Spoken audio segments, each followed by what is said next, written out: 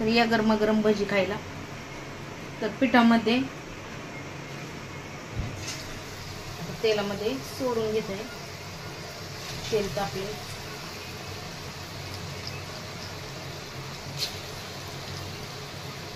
छान असे गरमागरम कांदा भजी केले.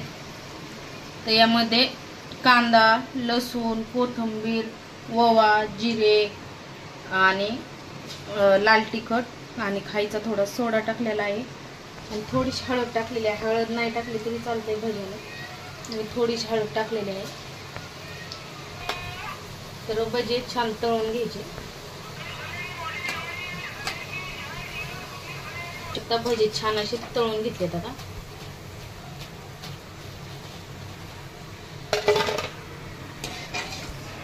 तर वातावरण पावसाचं झालं आहे. तर गरमागरम भजी बनवलेले आहेत खाण्यासाठी.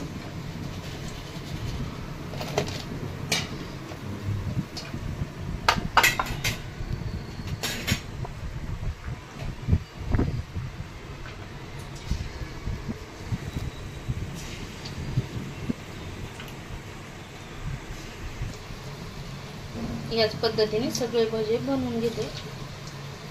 कोथिंबीर टाकलेली आहे. कोथिंबीरने छान लागते.